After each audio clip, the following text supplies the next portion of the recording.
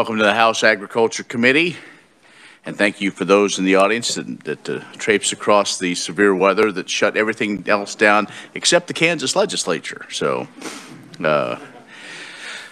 today we have a couple of hearings, and we will do our best to get through, but also have ample time for everybody to be heard. A couple of things at the end we will talk about our schedule for Monday. Monday we will be meeting. So with that, we will start first on we will tell you, you did receive the Kansas Agricultural Remediation Board Annual Report. It was sent a couple of weeks ago, if you remember seeing it. So you can review that at your leisure, or over the weekend, or during this, no, don't do it during this meeting, but that is just something that's required as a part of the statutes, and so that has been sent for the Ag Committee to review. No action will need to be taken. With that, let's begin the hearing on House Bill 2605, and with that, we'll call on the Reviser Kyle Hamilton for an explanation of the bill. Welcome to committee. Thank you, Mr. Chairman, members of the committee. So I'm going to start off by just giving a brief summary of how the program works now, and then we'll delve into what the bill is doing to change it. So under current law, there is a veterinary training program for rural Kansas that is administered by the College of Veterinary Medicine at Kansas State University. Subject to appropriations, the college may enter into program agreements with up to 5 first-year veterinary students per year. Under current law, the agreement allows each student to receive a loan in the amount of $20,000 per year for not more than 4 years. Additionally, the agreement requires the student to, 1, complete the veterinary medicine degree program at the college, 2, complete certain training and an externship and mentoring requirement, 3, engage in the full-time practice of veterinary medicine in any county in Kansas with a population not exceeding 35,000 at the time the person entered into the program, and they have to enter into practice for a period of at least 12 continuous months for each year the student received a loan under the program. And then they have to commence their full-time practice within 90 days after completing the program. And then 5, if the student fails to fulfill their obligations, they must repay the college the unpaid amount of the loan plus interest within 90 days of such failure. Under House Bill 2605, the program would still be administered by the College of Veterinary Medicine, but such administration would be in consultation with a new advisory committee that is established in Section 1, subsection A3. In subsection B, the requirement that a student be a first-year student and the limitation on how many students may enter into the program agreements would be removed. And I have a footnote in my brief saying that in order to conform with that change concerning first-year students, I need to make a technical cleanup at some point on page 4, line 7, to strike the words first year that appear, near the end of the bill there, because the intent was to open it up to students regardless of what year they are. They could enter into these types of agreements, so I'll have to clean that up. Under subsection C, the amount of each annual loan would be changed from $20,000 to an amount not to exceed $25,000. So it could hypothetically be under $20,000, it could be above $20,000, it just can't exceed $25,000. Under subsection D3A, the maximum county population requirement would be raised to 40,000. An alternative requirement would also be put in place so that instead a person could practice in a registered veterinary premises under a licensed veterinarian if food animal patients make up at least 50% of such veterinarians' practice. Food animal is defined in subsection I as any animal that is raised for the production of an edible product intended for consumption by humans. B is itself intended for consumption by humans. Or C provides a fiber product for human use. Language on page 2, lines 30 through 36 would be stricken and then reinserted on page 3, starting on line 7, and would now include a reference to that alternative food animal percentage requirement. House Bill 2605 would become effective upon publication in the statute book. And with that, I'd be happy to take any preliminary questions. Questions for Kyle? Representative Fairchild. Thank you, Mr. Chairman. You know, what the students receive is referred to as being a loan, but yet they don't have to actually repay it as long as they meet these requirements. And so I was just kind of wondering if loan is the correct word to use, or if some other word should be used, since they don't necessarily have to actually repay the money if they meet the requirements. Well, that could be an excellent question. I think to circle back to when the conferees come up and give their presentations, we could look into that. Thank you. Representative Featherston. Thank you, Mr. Chair. How many counties do we have that are 40,000 and below in population?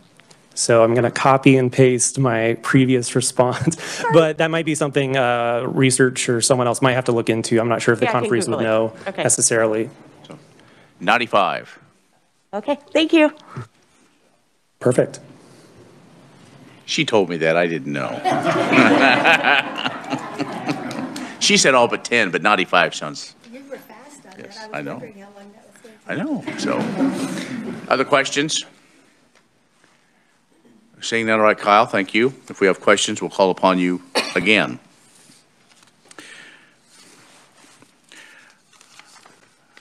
There is a fiscal note, and that was sent to us, correct? Yeah, it was.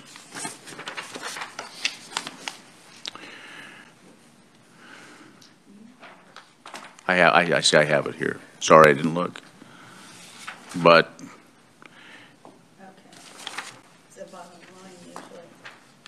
well, it's not much more. I mean, what it is now, the appropriation.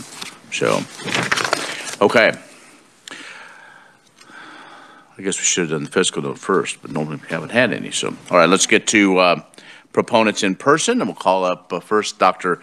Bonnie Rush, who is the dean of the Kansas State University College of Veterinary Medicine. So, Dr. Rush, thanks for joining us. Welcome to committee.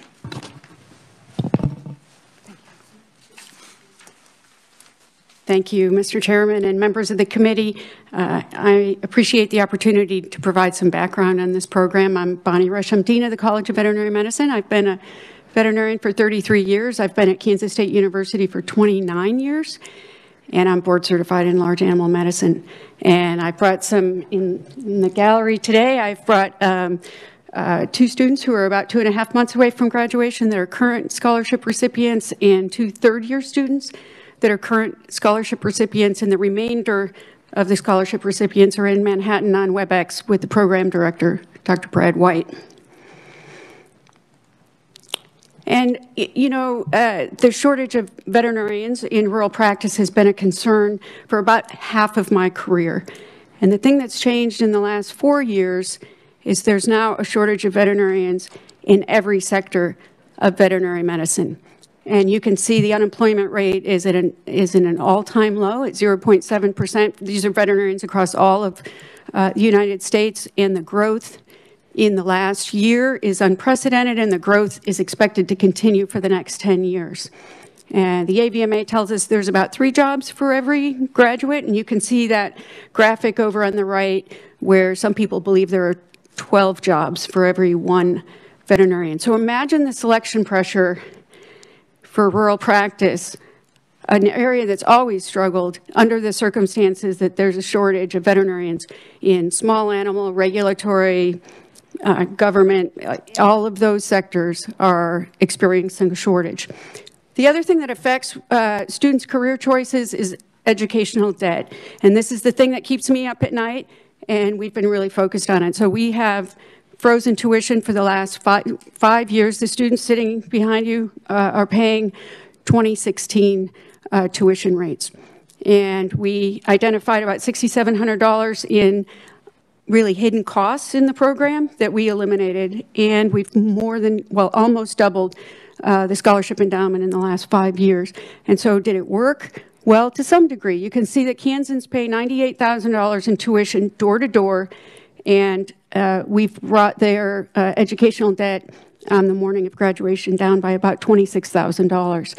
And out-of-state students pay $215,000 in tuition door to door, and you can see we've brought theirs down at a commensurate level. So is it enough?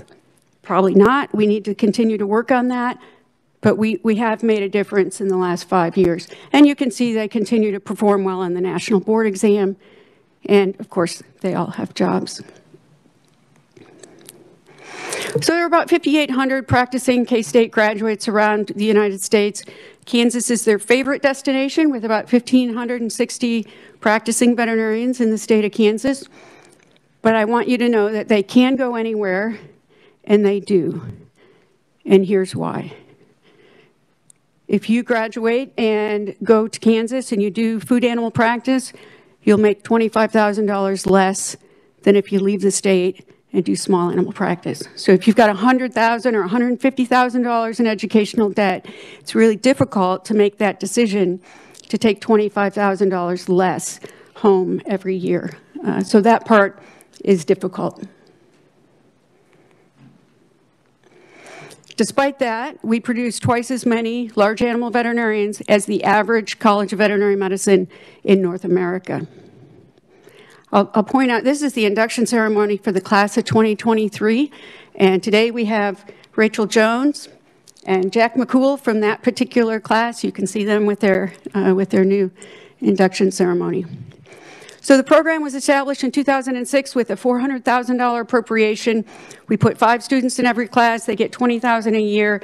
So the math there is very easy. It's a complete flow-through program. There is not a single dollar that goes to our operational costs. There's no administrative fee. The dollars go directly to the scholarship program. And so it's $80,000 when they're done. It pays about 80% of their tuition rate. And they spend 4 years in a Kansas county practicing full-time in a practice that has less than 35,000 people. And so the other thing to notice about this is it's a little different from the physicians program for rural practice. In the physicians program, it's a $4.48 million appropriation.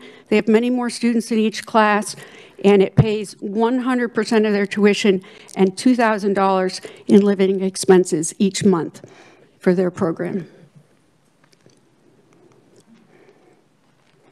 It's not just a scholarship, it's also an educational program. We have a certificate program in our college where students can focus on food animal. We have 86 students across all 4 years that participate in that, but it's required for the scholarship students. And you can see some of the topics for the coursework: rural practice, practice management, production medicine. You can take cow-calf, feedlot, reproduction, palpation. Those are all courses that these students would take. They're also required to spend time in a Kansas practice with a practitioner, and at the end, they have a technical skills assessment.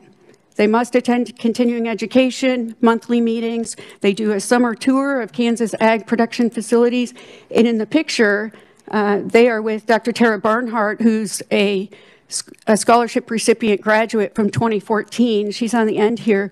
And she has a solo practice in Southwest Kansas, and she would not have been able to buy that practice without this scholarship program. At the end, they do a capstone experience presentation where they talk about what they learned during the program.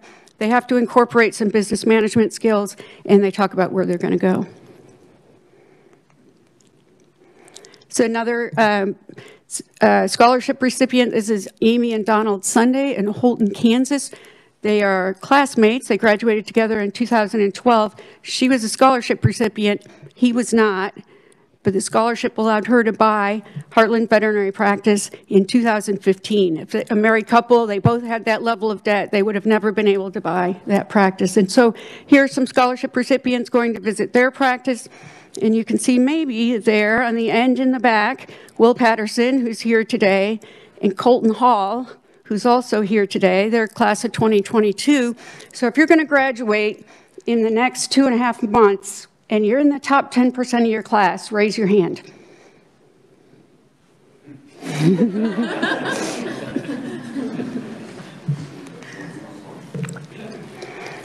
So how's it going, right? We've had 80 recipients since 2006. 80 of them have been Kansans. And 98% have fulfilled or are fulfilling their requirement. If I were paying for the scholarship, I'd want to know, do they persist? Do they stay? And so after 4 years, 94% of them are still in a qualifying county of Kansas. 77% of them are in the practice that they joined the day they graduated. So the beauty of this is when Wyoming or Nebraska or Texas calls us and says, can we have your best and brightest? No. You can't. They stay here in Kansas. And we have every indication that they're going to stay here for their career. So really the vision to put this in place in 2006 was really smart. We're keeping the very best practitioners here in the state of Kansas. But there's still a shortage, right? So we put together Rural Veterinary Workforce Development Task Force. We don't love the name, but it is descriptive, and it has representatives from the producer side, the end user, the people who rely on veterinarians for their income. And it also has veterinary representation. So the first question we asked is, where are these large animal veterinarians in the state of Kansas? So we mapped them, and we're going to come back to this map, but there's about 450 large animal veterinarians in the state of Kansas. The next question we asked is, do you perceive a shortage of large animal veterinarians? And you can see the answer there. It's 40, no, 60, yes.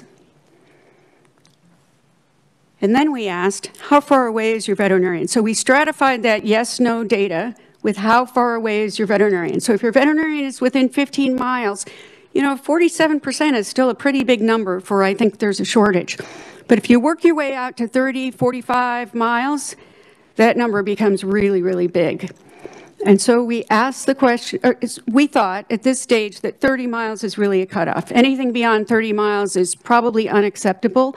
So we drew a 30-mile radius around every large animal veterinarian in Kansas. And you can see in the southwest corner of the state, there's some gaps for sure. And it looks like in the northeast corner of the state that there's pretty good coverage, right? So we asked the question again. Is there a shortage? And we stratified by where you live. And so even in the northeast corner of the state, where it looks like there's pretty good coverage, we still had about 57% of the people say there's a shortage of large animal veterinarians. When you get out to the southwest corner of the state, you can see that disparity is even larger, and it's not unexpected by the gaps that you see. I'm proud of the stewardship of this program, and I'm proud of the talent and the integrity of our graduates to fulfill their promise. Thank you for your time. Thank you, Dr. Rush. Questions? Any questions? Representative Carlin? Didn't think you saw me.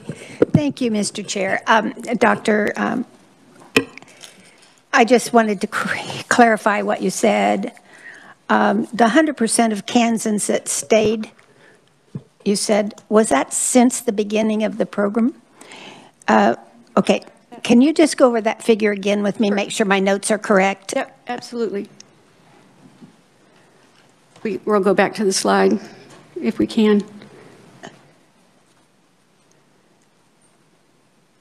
I think you said 100% were Kansas students and that 94% are still here after 4 years? Yeah. After they've paid off their time, actually. 80 out of 80 are Kansas residents. 80 of 80. Yes, they don't have to be based on the statute, but they are. They 80 out of 80 were Kansas residents, yes.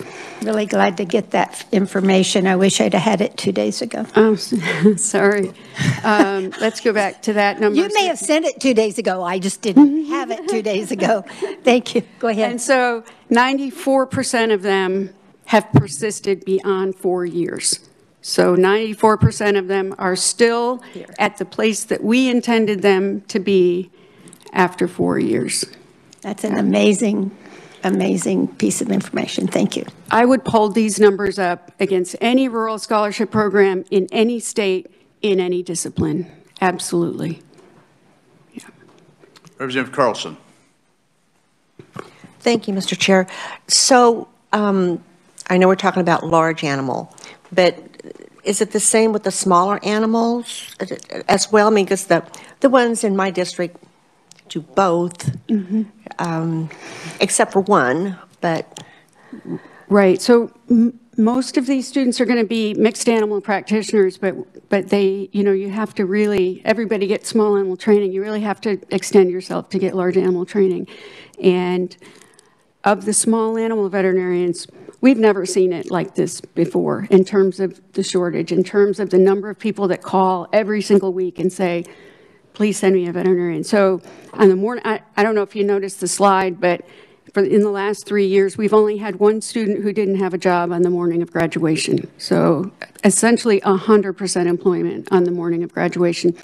And they'll tell you I had 3 or 4 job offers, but they quit looking after 3 or 4. So that's not really a fair number. They could have a dozen if they wanted them, in small and large, in any sector of the profession. If I may, Mr. Chair, one more question. And so the feral cats, there is a van that travels around. And is there a fee for that? Okay. So how is that taken care of? I mean, I think it's a wonderful thing to do. Yeah. But how is that taken care of? Raise your hand if you took shelter medicine or plan to. Only one. You guys didn't take it because you were too busy taking large animal stuff. So this trailer was, I was the person who took the donation for the original trailer. It's got 2 surgery tables in the front. And they go within 2 hours of Manhattan, and they take 3 senior students with them. So those senior students will do 50 to 55 surgeries in 2 weeks. So it's really about developing their hand skills. And this program, we started 6 years ago. We've done 31,000 spay-neuter procedures within 2 hours of Manhattan. And it is my easiest fundraising story. And so I've raised about $13 million on shelter medicine alone. And so, and some of it's grants, most of it is private gifting. And we've got, visited a donor in June who's going to buy us a new trailer. We've got a second vehicle that goes out. And so trap, neuter, release is just one of the things that they do, but they also do shelters. We have 21 partner organizations within two hours of Manhattan. Well, I love it. We're only 35, 40 minutes from Manhattan. I have horses and dogs, so I use both. But the feral cat trailer and things, to me, it is such a gift, humanitarian plus for the seniors and things, but thank you. It's an incredible program. Thank you, Mr. Chair. We do it for the price of lunch. We don't charge any of the shelters. We have adequate gifting that we do it for the price of lunch, and it is a win-win-win. The animals are more adoptable. Those shelters can invest in other things that they need, and our students develop hand skills. So, thank you. Other questions? Who? Oh, sorry, Representative Newland. Thank you, Mr. Chair. These types of programs just absolutely amazing. But the question I would have is, what about the students that don't get in there? What's the help that we can give them? Because there are some students that's gone through, they've still got a lot of debt to pay off, and some of these, I mean, it's not that easy out there. It's not easy out there. And so you're talking about students who graduate with significant debt. Absolutely. Yeah, and you can see the numbers for the out-of-state students, it's $236,000 in educational debt. So for the in-state students, we've got it down to right around $100,000 average. And that means some students had no debt and some students had more. You know, we talk to them about the best way to service their debt, and it's practice ownership is the quickest path to, you know, if you're an associate, you're never going to service that debt. But if you own a practice, then you've got a chance to service that debt. And so we have business courses that help them see that. But yeah, Nothing within the foundations or anything that could actually help. Well, we did double the scholarship endowment in the last 5 years, and we're not letting up on that. So that's our #1 fundraising effort is scholarships. That'll be the fastest path, but you can see, you can imagine, that's a long, long way to go. It's going to take a long time. Yeah. Thank you. Yes. Thank you, Mr. Chair. Other questions? Well, Dr. Rush, I'd be remiss if I didn't ask you a few questions. Thank you for coming. It does mean a lot that you came over with the weather and some of those challenges and the students of yours. Sorry. Make sure everybody heard that. I'm glad you're here in person, and I'm glad you brought some students. Let's get right to it.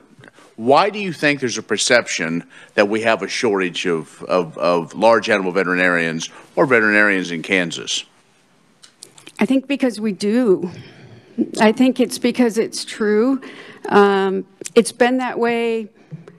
You know, the discussion about getting, and it's not unique to Kansas. It's every college of veterinary medicine talks about this, and not just the ones in the United States, but the ones in Europe and the ones in Australia, they talk about it. Yeah. Then I'll rephrase my question. Who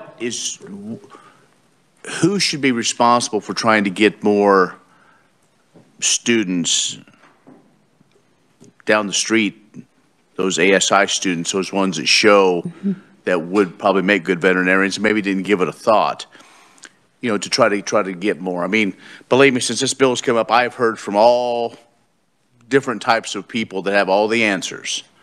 And again, something that we typically, as an ag committee, as legislature, don't look that closely at the veterinary school. But when we hear things, we need to make sure that, you know, if there's things we can do, and if it's a program like this, but I don't even know a program like this is going to solve all the issues. So I guess that is one, that's maybe the next question is, whose responsibility is it to recruit veterinary students to K-State? We had 2,000 applicants for 119 seats. And we've done some pretty significant reform in admissions.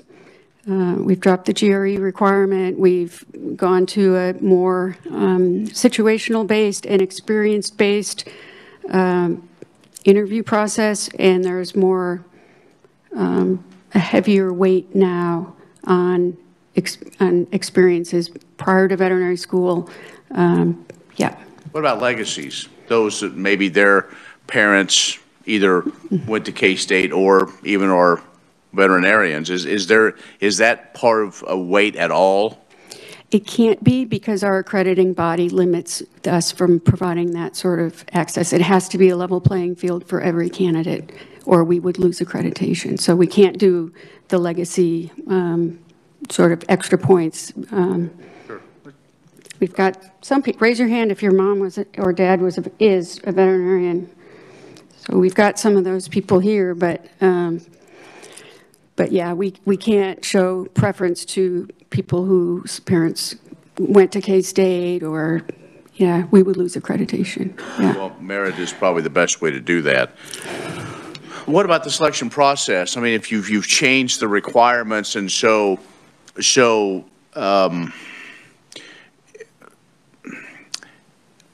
far as, I'm not trying to think the best way to say this,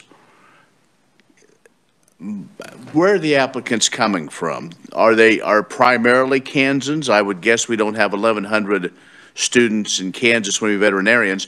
How many are from around the country, but how many of them are from around the world? Not very many from around the world. We have one or two in each class that come from China from an agreement that was signed about 10 years ago.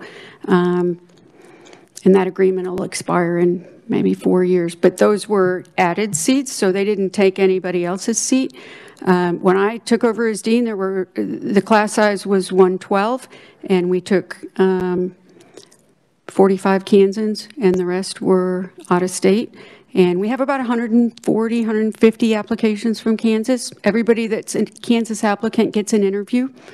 And, you know, obviously the selection pressure on the out-of-state side is bigger. So we interviewed 450 people this year for the class that'll fill with 119. I've got 51 to 52 Kansans in every class since I took over. So I've increased by 6 people in every class, roughly. And you can imagine, you know, that you can do the math on how much money that cost us to do that. But we thought it was important that if we had qualified candidates in Kansas, that we wanted to support them. But the difference between an in-state and out-of-state student is $30,000 a year. So 24 times 30,000 is what that costs us every year. Yep. Okay, and that's one of the questions that I was asked to ask is as far as a funding model, because there are so many out of state with that out of state tuition. And it's going to be tough, you know, to answer that. But again, we live in a world of perception is reality. And if Kansans seem, you know, if it looks like that is the business model that we do need out-of-staters to help fund, then that's something that we as appropriators need to know. Yeah, we're and in fairness to the appropriators, we're the lowest population state that hosts a college of veterinary medicine. And so, right, so that's a different tax base than Texas or California or Florida, right? And we've got roughly the same number of students, and we have the same benchmark to reach, right? And so we get, you know, $14.9 million from the state, including the scholarship program. We get about $18 million in tuition. So the Kansans pay, off the top of my head, $4.5 million of that tuition, and the out-of-state students pay the remainder of that tuition. So imagine that's the appropriation difference it would take for us to remain solvent financially and continue to run a college. When students begin, are they, in a sense, already slotted for large animal or companion or small animal, or are they exposed to everything and then have to make that decision? Again, trying to those in the audience beyond just this room that, you know, trying to get the message directly from you. Mm-hmm. They want to do everything, and they change their mind 3 or 4 times while they're in school. But if they're doing the food animal certificate program, obviously, they have to make that decision pretty early, although they can backfill and still get there. But they'll change their mind a lot when they're in school. And some of them will change it right in the middle of their senior year and say, oh my gosh, horses are great. And I say, yeah. But they, you know, they'll change their mind several times during school. So I always tell them there's plenty of time on the clock. Make sure you explore everything before you make up your mind. We are some schools track, so you have to decide in your first year, and we are a non-tracking school, which means it's a lockstep curriculum, and there's some electives there that help them really grow in specific areas, but when they graduate, they have the ability to practice anywhere in any field. My last question is, in your testimony, you said you weren't too excited about the name of that advisory committee. What do you suggest? What's missing, or what would make it more appealing? It's not very catchy, and it's too long. That was my only feeling about that task force, and I appreciate Matt Teagarden for being a really important part of that task force for us. And yeah, it's just a long, cumbersome name. But it's been a really important journey for us. Could we do like VCAT? You know, we could use, you know, use the Power Cat. I don't know. Well, any other questions? Representative Mosier. Thank you, Mr. Chairman. Do you still have the program with North Dakota? The reciprocal? We do, And yeah. are there other states that you have that with? And you might just tell people a little bit You about know, it. historically, we had a program with Nebraska, and that was a really important program for us. And that there were 25 students that came from Nebraska, and the Nebraska students paid in-state tuition, and the state of Nebraska paid the difference. And when we lost that program, that was replaced financially. This has been 15 years, 12 maybe.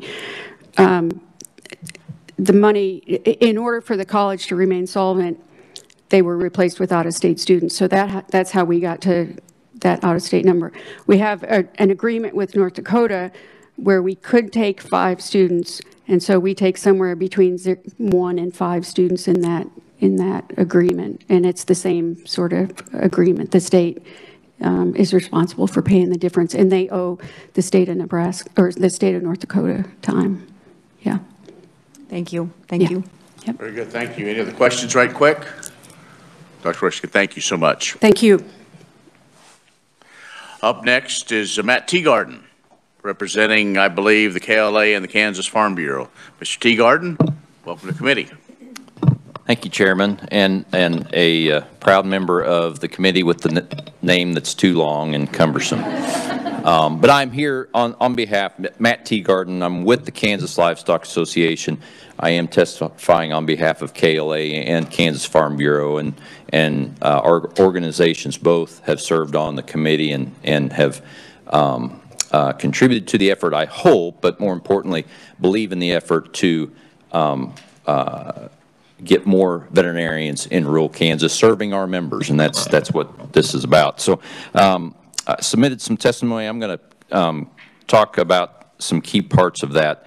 House Bill 2605 builds upon an extremely successful program. I think that's important. It builds upon a program that with proven success. The veterinary training program for rural Kansas. This program was established by a bill that originated in this committee in 2006. The bill would implement several stakeholder-identified enhancements that will ensure the program's continued success. These include an advisory committee of stakeholders, flexibility to accept students later in their veterinary education, an potential increase in the scholarship amount, and important updates to the guidelines for eligible practices, so to fulfill that obligation upon completion of school. Providing for the well-being of their animals is a top priority, maybe the top priority for livestock producers. It's the right thing to do. It's an essential part of a successful, sustainable operation. While livestock owners provide the day-to-day care of their animals, it's important to have access to a veterinarian, a veterinary professional, in particular when preventing and treating disease. According to a recent survey, and Dr. Rush had this number on in her presentation, nearly 60% of livestock producers reported a shortage of veterinarians. Those results match up with kind of the anecdotal comments that we get from our members, and I think that's the case whether it's KLA or Farm Bureau. That's what our members are telling us as well. The VTPRK program is addressing that need. Representative Fairchild asked about the terminology loan versus scholarship, and I've got scholarship in my testimony. I view it as a scholarship program. Maybe it's a loan because there's a repayment provision if you don't fulfill that obligation. But I really truly believe it is a scholarship program, and it's an integrated program. As Dr. Rush had that list of things that the program participants go through, its education, its training, its experiences, all of those help ensure that the program participants are successful, effective veterinarians and are able to not only fulfill that obligation the program has upon graduation, but be effective members of their community, successful business operators, and I think bottom line, good veterinarians providing that care for livestock.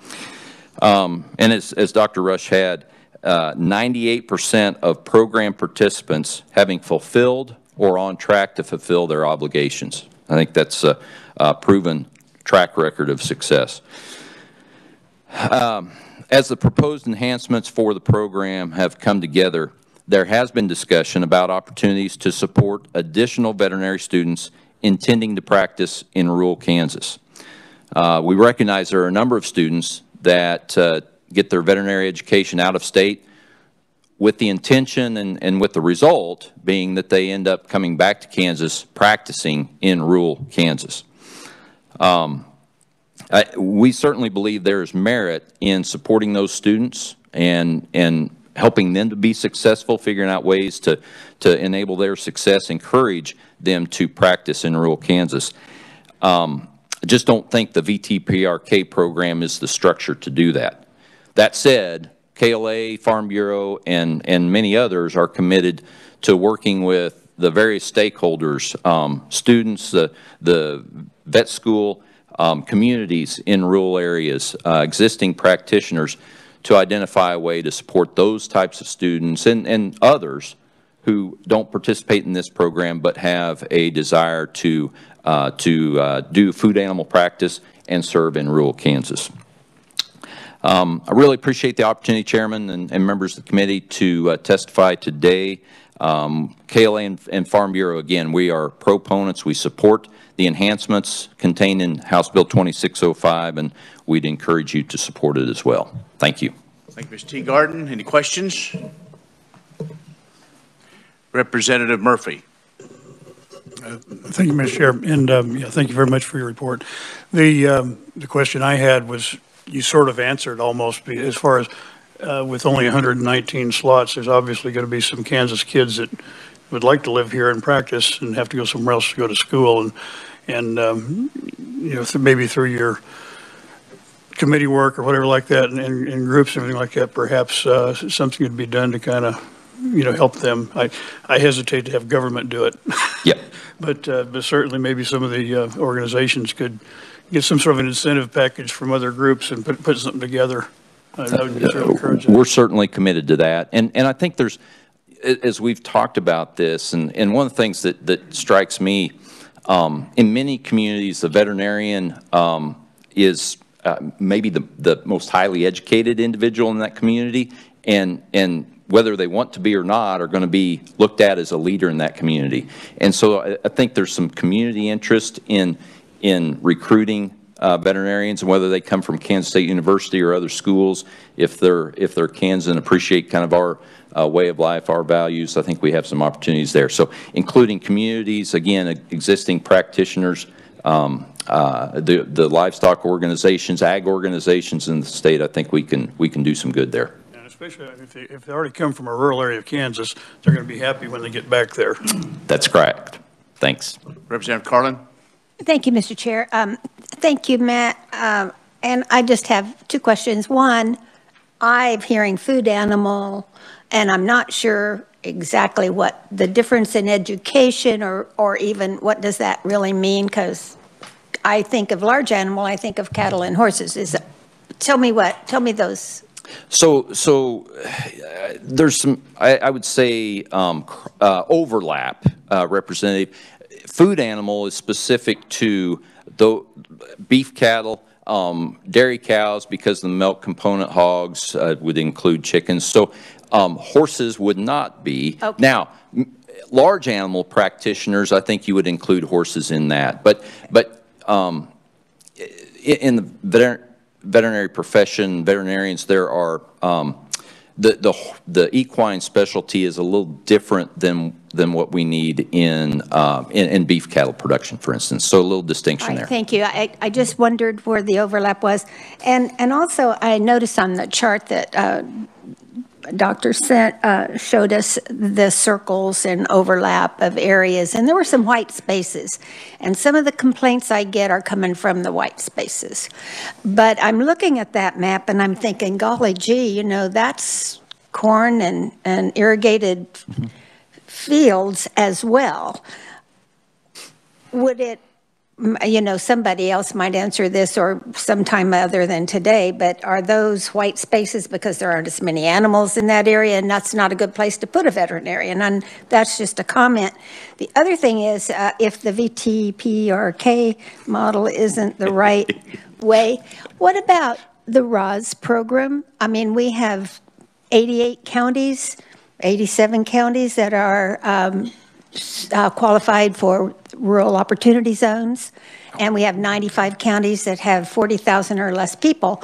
I'm wondering if they could kick in for some scholarship assistance or some veterinary assistance, because certain of those would have a cattle and equine and food animal industry in their counties.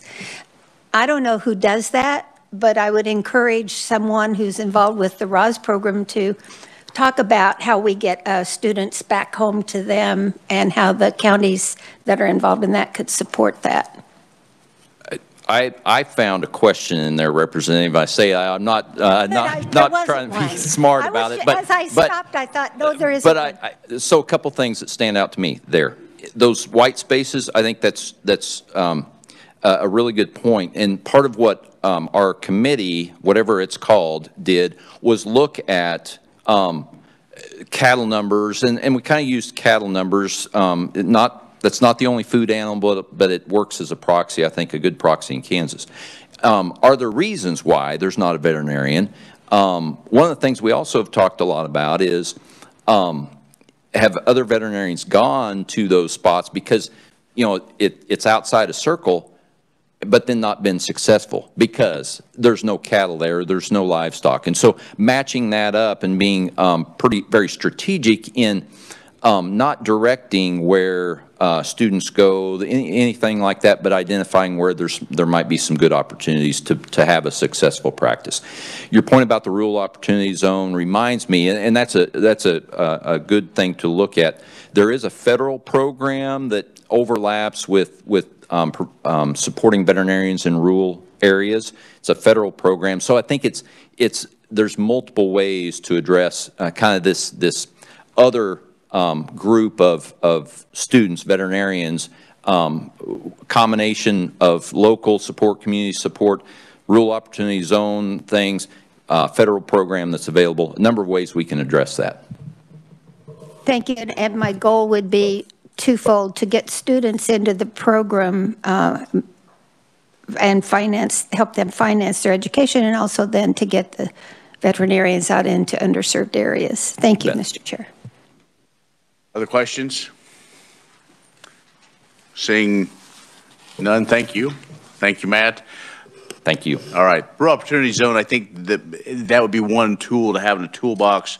Counties have to participate, and the dollar amounts are, you know, we're talking $20,000 or $1,500. So that's I mean, that could be part of it as we look. Right. Well, I mean, I think it's something definitely to have a conversation. Up next, Dr. Eileen Minix. Get ready. The tough questions are coming. So, That's welcome to committee. Fair. Thank you, Dr. Chairman Rajes and members of the committee. Most of what I have on here, people have already covered. So I'm going to skip over. All right, my name is Eileen Minix. I'm a veterinarian in Western Kansas and past president of the Kansas Veterinary Medical Association.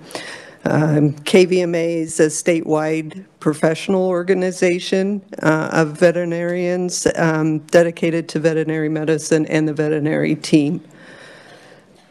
So you know that this loan repayment program was started in 2006 and that it's been very, very successful with 94% of those participants still in a qualified county in Kansas.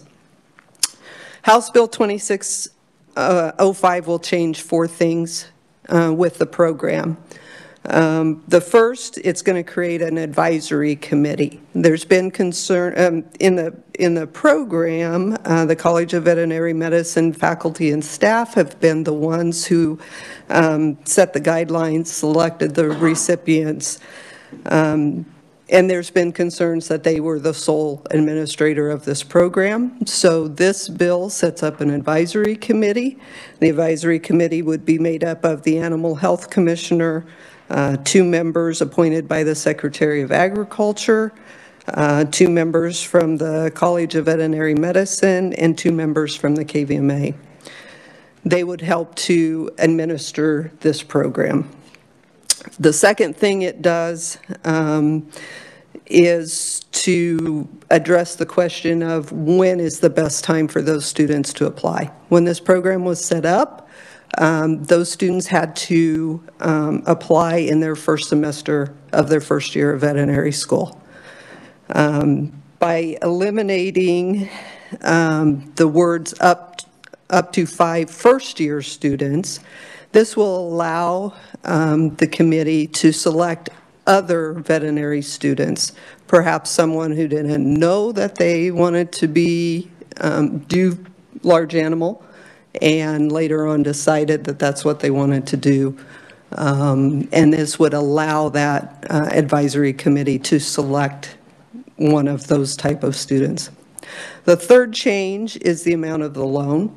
The original statute reads that the amount is set at $20,000 per year for up to 4 years.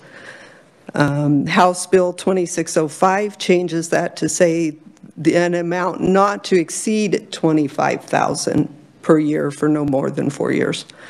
So this provides some flexibility to expand the number of recipients. As long as there's funding available. If there's more funding, we could select more, or if we have, say, 7 excellent students that would be great at this program, maybe that particular year they would just get a little less of an amount, not 20,000, but it would include a lot, could possibly include more people. Fourth, House Bill 2605 expands where that recipient can practice. In 2006, the qualifying county was set at any county that does not exceed 35,000 population. This bill increases that to 40,000 population, or any registered veterinary premise under a licensed veterinarian if food animal patients make up at least 50% of their practice.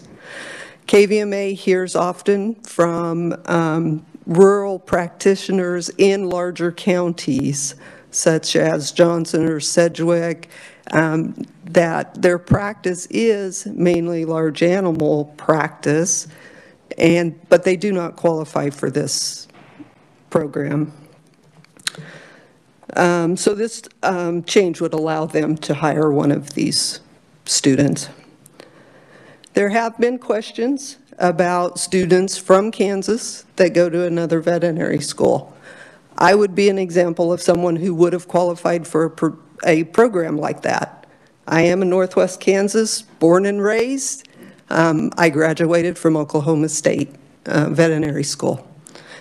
When I interviewed, I only interviewed in Kansas because although I loved my time in Oklahoma, I wanted to come back to Kansas.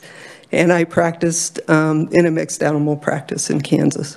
So a program like that would have benefited me or someone like me. KVMA looks forward to trying to create a program like that for these students. We're on board for that. This particular statute, the VTPRK program is not that. This is designed for Kansas State students at this time. One of the best benefits, I think, for practitioners of my age is that these students coming out with much less of a loan of debt are able to buy into a practice. We had a practitioner in our town recently that retired, unable to sell his practice, just closed the doors. So by increasing the number of these students, hopefully practitioners that have been out there practicing for a long time will be able to find someone to take over those practices, and we do not lose that service in our communities. So I urge you to support House Bill 2605. Thank you, Dr. Mannix. Questions? Representative Newland. Thank you, Dr. Mannix. Mannix, that name kind of sounds familiar. Mr. Chairman, I think the presenter did an excellent job. Good, very good. Thanks. I'm glad you intervened there, Mr. Mannix. Dr. Mannix, thank you for your testimony. I appreciate it. Thank you. I was going to ask, in Oklahoma State, they teach you how to deal with unruly customers that could end up being spouses. I did meet him on my second day of the job. Wow. I was a day late, but I got there. Okay. Okay, well, good. Any other questions for Dr. Mannix? And you've been paying for it ever since, I know. I said it for you, so thank you, Dr. Mannix, appreciate it. Okay, up next now, we're going to call on Ms. Jones, but before I want you to be the last one to talk. I want these other students, if you would come forward and introduce yourselves into the microphone and your hometown.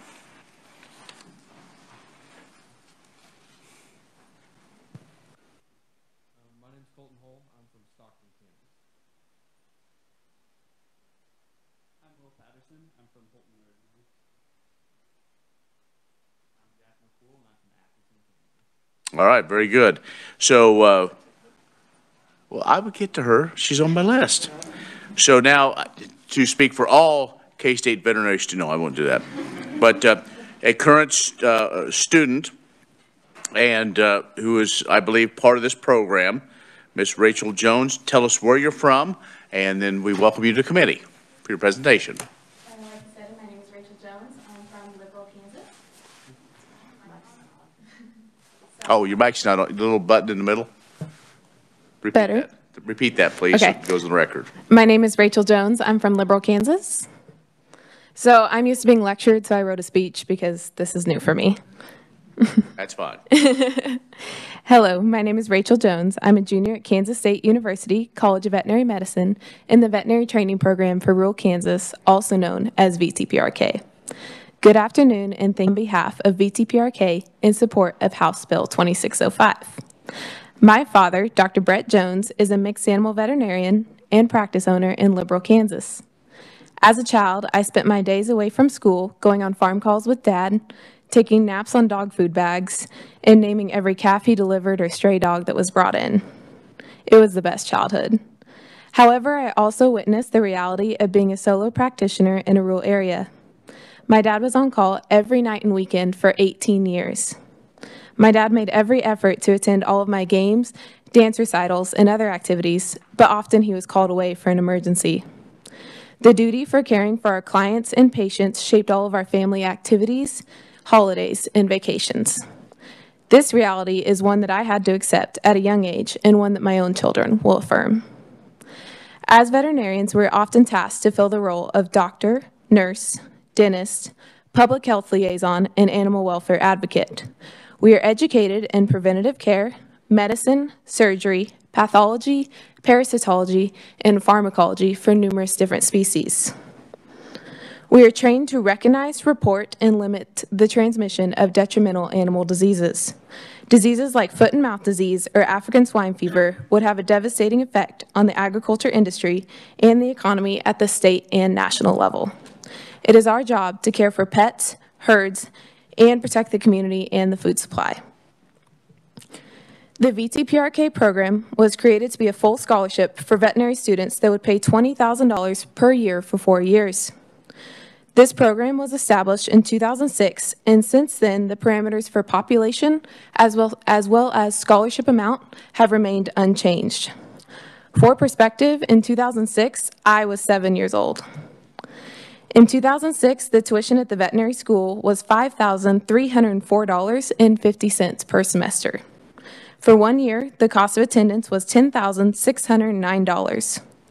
The scholarship amount exceeded tuition costs by $9,397, which was used for campus fees, elective courses, externships, and VCPRK-related travel for special educational experiences. Tuition at K-State Veterinary Medical School has been frozen at $11,256 per semester since 2016.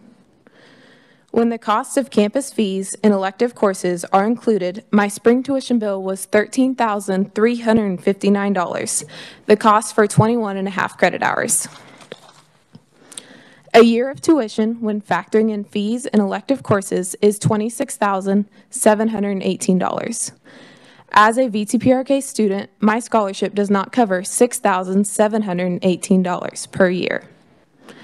In 2006, the difference between the VTPRK scholarship and tuition cost was $9,397, totaling $37,228 in excess of tuition costs over 4 years. The same difference today is negative $6,718, indicating that a VTPRK scholar would owe an additional $26,872 in tuition and fees during their tenure at the veterinary school. Based on the above differences, the VTPRK scholarship's economic value has decreased by over $64,000 since 2006. It is no longer a full scholarship. In the fall of 2021, I posted my resume on the American Veterinary Medical Association job board. Within 2 hours, I was flooded with job offers from all across the United States. All of them offered salaries over $100,000 with extensive benefits packages. I am committed to Kansas, but the temptation to leave the state is evident for those who were not selected for the VTPRK program. Compared to our colleagues entering in companion animal practice across the nation, starting salaries for food animal veterinarians in Kansas averaged $25,000 less. In the class of 2023, there were 13 exceptional students with established roots in Kansas that would have been excellent additions to the program. Currently, the VTPRK scholarship is limited to 5 recipients. There are more qualified students in each class that could be retained in the state of Kansas by reducing the burden of their educational debt. The average amount of educational debt for new graduates in Kansas is $187,315. My VTPRK colleagues and I will have significantly less debt than the average student. Reducing our debt makes buying a house or pursuing practice ownership more attainable. I believe there are viable opportunities in rural Kansas for mixed animal veterinarians to make a good salary, and practice ownership can be an important part of long-term financial success. Therefore, making less money as a starting veterinarian can be offset long-term if the ability is present to invest in a practice. This program has had a 98% long-term success rate. It grants us the ability to choose where we go after graduation and equips us with the skills necessary to be successful in a rural community. An aspect of the VTPRK program that makes it successful can be found in the opportunities it provides. Opportunities include, but are not limited to, the following. The program encourages students to take multiple business electives to encourage practice ownership. During the summer after freshman year, each VTPRK class was taken on tours of packing plants, feedlots, and rural veterinary clinics. Another aspect of the VTPRK program that makes it successful is the sense of community it provides. Examples of this include the program hosts monthly meetings with Dr. Brad White, Dr. Bob Larson, and the other VTPRK recipients, where VTPRK graduates talk to us about their practice, how they approach client communication, and business management. In January of each year, there is a VTPRK alumni reunion to further our contacts and support throughout the state. The connections I have made through this program account for the large proportion of the externships I have completed, and all of the practices I am considering for employment have a VTPRK alumni on staff. The constant interaction with VTPRK alumni and current students is exactly what makes this program successful. Kansas State College of Veterinary Medicine has developed a network of support for VTPRK students. I value our interactions because they know exactly what I am experiencing in school, and they challenge me to be a better vet. I strongly believe that removing this program from the vet school to be controlled by another entity would be a detriment to the program and to the state of Kansas. VCPRK is much more than a program. It is a community. The addition of an advisory committee would further exhibit the College of Veterinary Medicine's commitment to transparency and excellence based on collaboration. I am here today as a woman from Western Kansas, the daughter of longtime rural practice owners, and most importantly, a current VCPRK student. For myself and my fellow recipients, VCPRK began as a 4-year commitment and evolved into a lifetime opportunity to serve our local communities and the state of Kansas. Thank you for taking the time to hear my testimony in favor of House Bill 2605. Thank you. Questions, Ms. Jones? Representative Mosier. Thank you, Mr. Chairman. Thank you for your testimony and for your hard work in the vet school. In one of your last paragraphs, you say, I strongly believe that removing the program from the vet school. Tell me about that. I haven't heard anything along those lines. Please. If I'm honest, I don't know the full extent of that. We were just told that some people had some pushback against this, and that was one of the points that was brought up. So I just addressed it from my standpoint and what I know about what the vet school brings to the table when they control this program. Thank you. Yes. Thank you, Mr. Chair. Questions? Representative Minix. Thank you very much for your testimony. One of the small points within House Bill 2605 removes the designation within the first year of school. Mm-hmm. To be in this program, you have to take some additional special classes.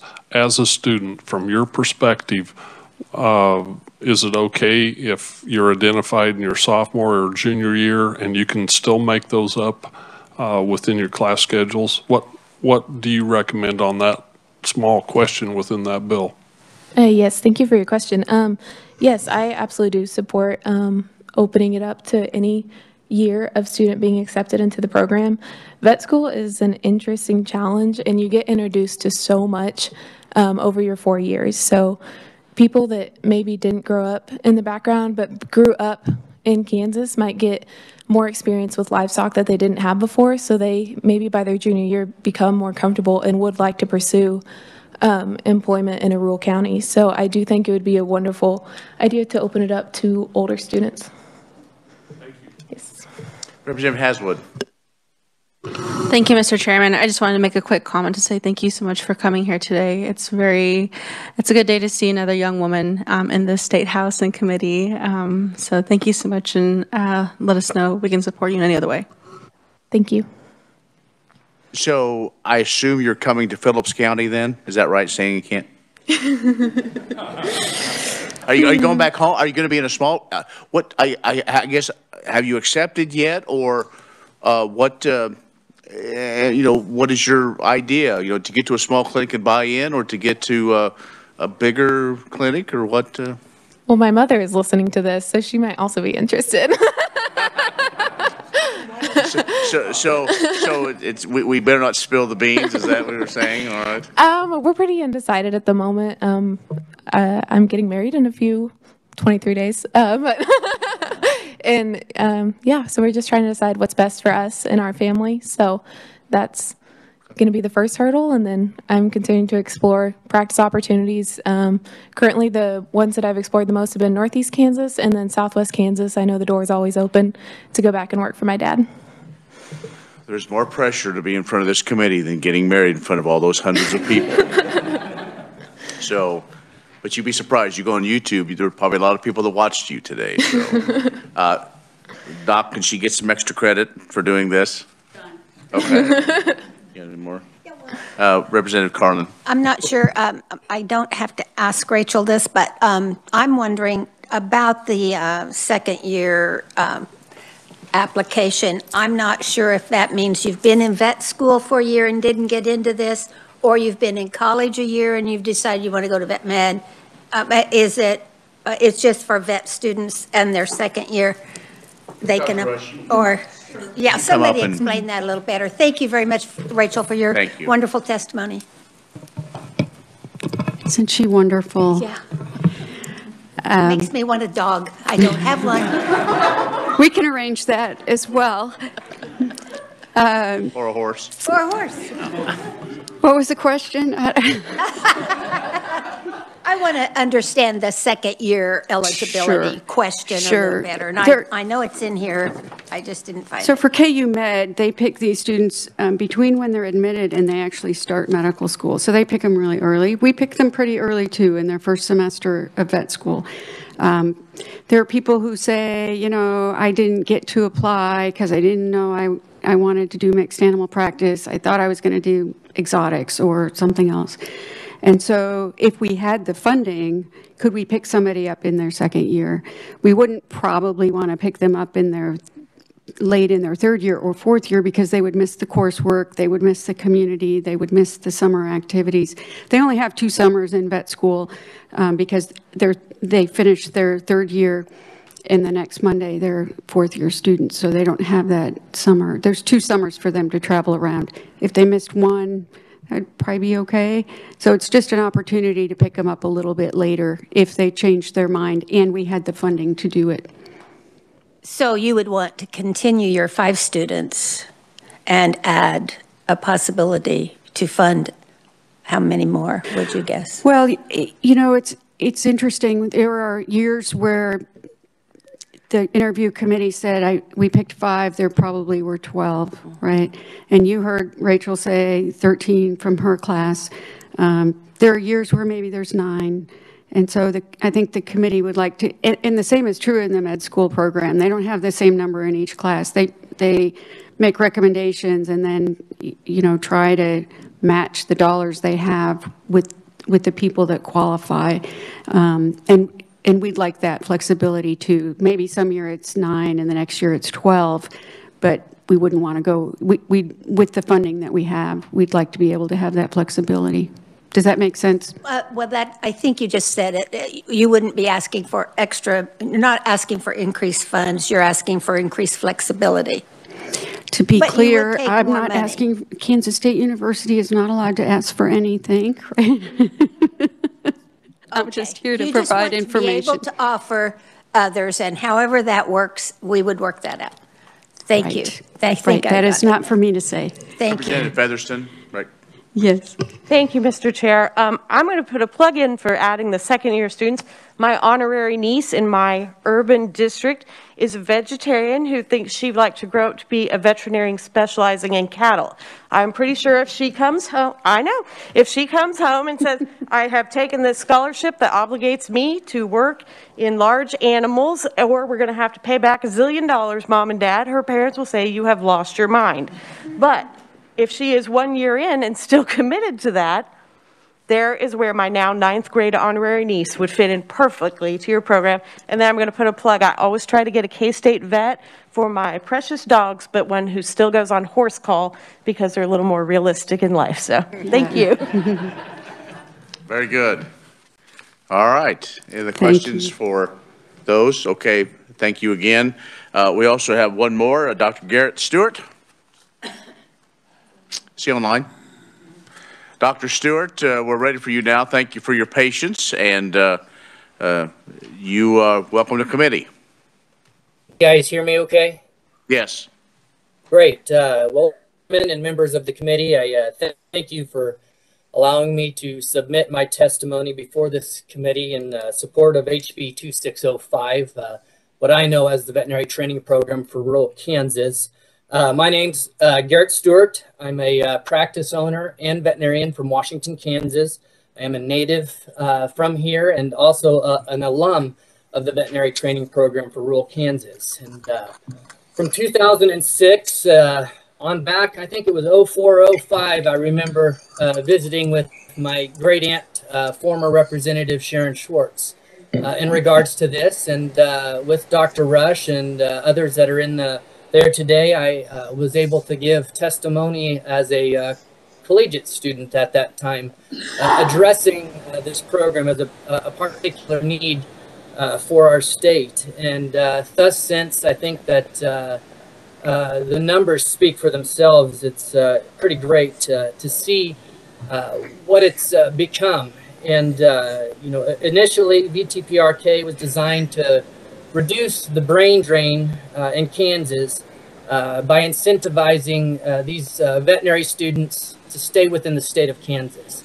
I know that, like the numbers that the student Sarah presented, in terms of when you put your application out there, that we were well sought after, and you know, my first opportunity would have been with a trade organization, either in North Carolina and Arkansas, for a salary much heftier than I first started out with, and had not been for that program, I wouldn't have been here. And so this program definitely has been proven to be successful over the past 15 years. Again, you saw the numbers, serving over 80 recipients, 94% which are still practicing in an eligible county today.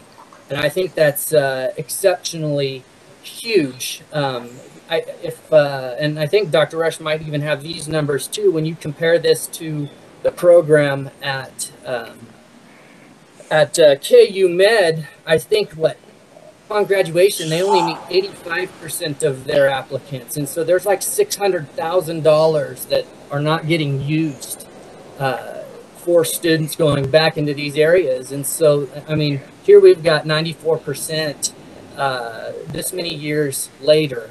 So I think in terms of a return on your investment, the state has done well. I know what I pay in taxes and in state income taxes in a year, and also as a veterinarian, I'm intricately involved with my clients' successes and failures. And I would say, because of the training that I received at Kansas State and being exposed to the leaders at the KLA and Farm Bureau and all of these organizations, that this has been a good return on their investment too, which again increases the economics in our local counties, and again eventually funnels back in some fashion, whether it be stimulating the local counties, or for like myself and the other individuals that have been recipients of this program, we still keep in touch. So these 80 groups, I mean, we know who we are, we know what we all do, and the impacts that we continue to try to provide because of what we've received in our local communities, you can't put a price tag on. You know, I'm on a local economic development board, and we get a lot of people that come in, and we get these grant opportunities that we use and then disperse as a small group to different new thriving businesses or new upcoming entrepreneurs, and we try to do a risk assessment and then give that money. And you know, the first complaint is, well, I didn't get this back then, or the money ran out. Why didn't we get one? But he did. But when you step back and you kind of micromanage and look at the individuals that you did give that to, and watch their individual successes and what they do to return to the communities, it's absolutely huge, and it's really difficult to put a price tag on that. But for every dollar that a business spends within their local communities, I think an average is it returns $3 back to that local economy. So it's pretty huge, and the need for veterinarians is nationwide. A statistic, I think, from DVM 360 or Vet Practice News, there are about 2,600 people for our U.S. population per veterinarian. And if you compare that to the medical profession, there's about 200 people per doctor. So, I mean, the demand for veterinarians, not only nationwide, but in Kansas, is very similar. It's very difficult as a practice owner to actually try to find somebody that's interested to come back, one, to rural practice, but just somebody interested in any regard, because there's just not enough of them that are graduating with the skills that this training program does require. So, things that the program provided, teaching us was how to make impact in rural economies with quality caring professionals. We were also early on exposed to foreign animal disease and disaster preparedness. So a lot of us were trained in command and control to help our emergency management officials in our local counties help them in the case of a natural disaster that pertains to animals. Business management has been huge. I mean, that is a huge thing that is extremely important, especially when you're coming out as a young veterinarian wanting to become an entrepreneur to get the best bang for your buck or return on your investment. And then just the civic responsibilities and opportunities that you're able to provide because of the leadership training that that has been implemented through this. So just the other day, I walked in and spoke to our senior class about mental health and suicide awareness, which is a growing problem in all types of professionals across the United States, and is definitely a problem in veterinarians, and is a huge problem in our farmers and ranchers currently. And so all these things were not part of our normal curriculum, and so I think that that this training program, veterinary training program for rural Kansas, has been an impactful piece of the puzzle. And that's one thing that we have to keep in mind, is this is a piece of the puzzle. It doesn't encompass everything. I know that, but I think that statistically this has been a piece of the puzzle that should probably continue to grow. And I think that the proposed changes will help initiate or develop that growth. And Representative Coulson, at some point in time, as many as allowed. So if you guys want to fund it more, I think that you're going to be hard pressed to find another program that has returned such a good investment to our state and to quality young individuals going back to these 95 counties. So with that, again, I thank you for giving me this opportunity for testimony, and I am in support of HB 2605 for the veterinary training program for rural Kansas. Very good. Thank you, Dr. Stewart. Questions, if possible. You bet. Representative Mosier. Thank you, Mr. Chairman. Thank you, Garrett. I just want to let everybody know that Garrett's in Washington County, which it falls within my district 106, and I'm very proud of him. So thanks, Garrett. Bye-bye. All right, very good. Other questions for Dr. Stewart? Seeing none, thank you for your time. Appreciate it. Absolutely.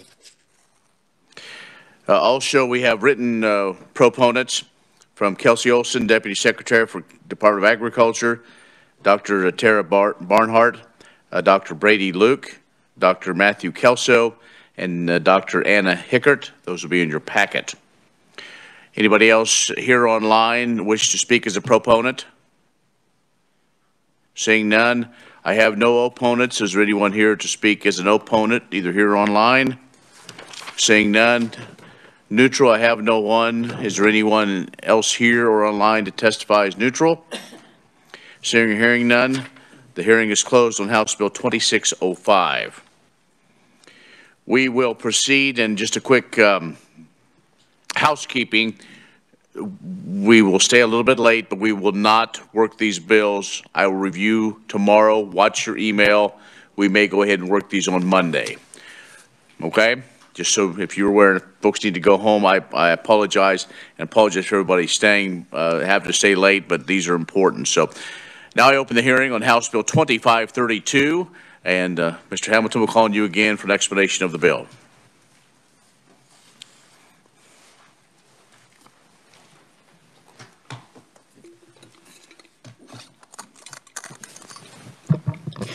Thank you, Mr. Chairman, members of the committee. Is this House tax? I'm just going to sail right past 5 o'clock. I love it. So I'm going to try and go at a brisk pace for this bill brief. And admittedly, the director of the state board did the heavy lifting, putting the language together. So he will certainly be able to go into more detail than I ever could. But let's start in section 1, which alphabetizes the definition section for the Kansas Veterinary Practice Act. It looks like a lot of the terms are, so many terms are being removed, and then a whole bunch of new terms are being added, but that's a little bit misleading. Actually, there's some new language to the definition of direct supervision, and the section adds new definitions of impaired and probable cause committee But I thought it would be helpful for people who do read through the section to have an alphabetized definition section. Makes it a little more usable. Throughout the bill, many provisions concerning the regulation of licensed veterinarians would be amended to also include registered veterinary technicians. So you'll see that term registered veterinary technicians or registration added throughout a lot of the different sections in the bill. So I'm not going to touch on that every time as we go forward. Section 2, subsection G, that's on page 5 of the bill on line 33. That strikes an exemption for certain veterinary medical school personnel from the requirement that no person shall practice veterinary medicine without a license.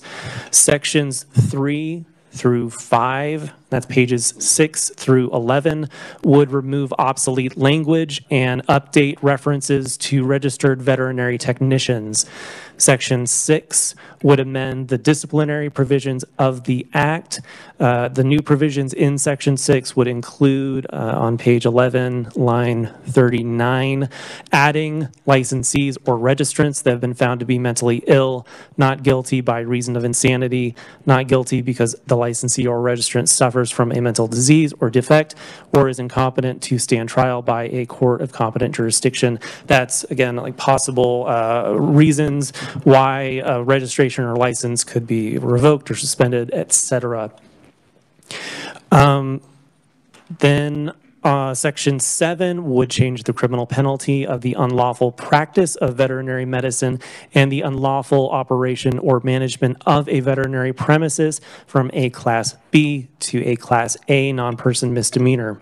Sections 8 and 9, which is pages 14 through 16, make additional technical and wording changes. Section 10, that's on page 17, line 13, would amend language relating to the board's authority to assess a fee for actual costs related to the investigation or adjudication of or enforcement against any person for a violation of the Act. Any such fee would be credited to the veterinary examiner's fee fund. Section 11, page 18, line 23. This is kind of the big section, I think, of the bill. In combination with the bill's total repeal of several other statutes, this section would amend the statutory mechanism for board investigations of impaired veterinarians. Upon reasonable suspicion that the ability of an applicant for licensure or registration, a licensed veterinarian, or a registered veterinary technician to practice with reasonable skill and safety towards patients is impaired by reason of physical or mental illness or condition or use of alcohol, drugs, or controlled substances, the board would have the authority to compel the person to submit to a mental or physical examination, substance abuse evaluation, or drug screen, or any combination thereof, by such persons as the board may designate, either in the course of an investigation or a disciplinary proceeding. To determine whether reasonable suspicion of impairment exists, impairability exists, the investigative information would be presented to a probable cause committee. The proceedings and information would be confidential. Section 12 removes a reference to a statute that would be repealed by law. And then House Bill 2532 would become effective upon publication in the statute book. And I want to go back and clarify really fast about some of the repealed sections, because you'll see on the first page in the title of the bill, we always list out the bills or the statutes that are being amended, but then sometimes a bill will just flat out repeal certain old statutes. And then at the end of the bill, you'll see, this is what confuses some people. For every statute that is amended in the bill, that old version is also repealed. So it's a longer list at the end of the bill. But the statutes that are being amended here, they will go forward in the statute books with these additional changes in place. But KSA 47, 837, 843, et cetera, they're at the very end of the title of the bill.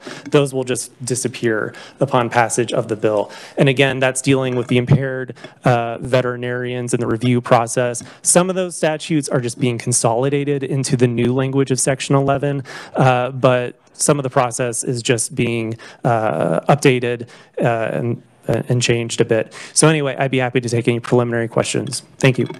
Thanks, Kyle. Any questions? Representative Fairchild? Thank you, Mr. Chair. On page 17, subsection B, where it's talking about the board may assess a fee for actual costs. In that section, it doesn't look like there's any limit to the fees. In subsection A, above that, it limits any fines to $5,000. And so is that basically correct that in subsection B, there would be basically no limit to the potential fees in that section? So fees for actual costs, I think that limits it within itself. So including attorney's fees, they wouldn't be able to necessarily collect any amount. It would be whatever the attorney's fees were, et cetera. There's, some additional words there, administrative law judge fees, court reporter fees, and then actual costs related to the investigation or adjudication. So there shouldn't necessarily be unlimited discretion, but they would need to calculate what those actual costs were. Okay. Other questions for Kyle?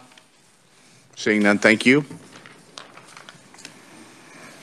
All right, let's get to the proponents, and to testify is Mark Coulson, Director Mark Coulson, Director of the Kansas Board of Veterinary Examiners. Dr. Coulson, thanks for being here.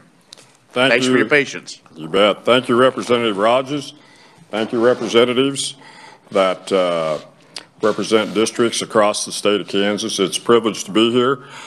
I'm here in support of, give supporting testimony for House Bill 2532. I am Mark Coulson, and I just recently became the Executive Director for the Kansas Board of Veterinary Examiners. I just started about 90 days ago, and I appreciate the opportunity to talk about this bill. If you want, you've had a long day. The next comment that I make is probably the most important thing I want you to remember. The mission of the Kansas Board of Veterinary Examiners is to promote health, safety, and welfare relative to the practice of veterinary medicine, which is indeed a privilege, and that's right in the statute, granted to persons possessing the appropriate personal and professional qualifications specified in the Kansas Veterinary Practice Act. I could sit down after making that comment, but I'm going to talk just a little bit more, but I'm not going to get into the weeds an awful lot on this. We heard some great testimony from veterinary students.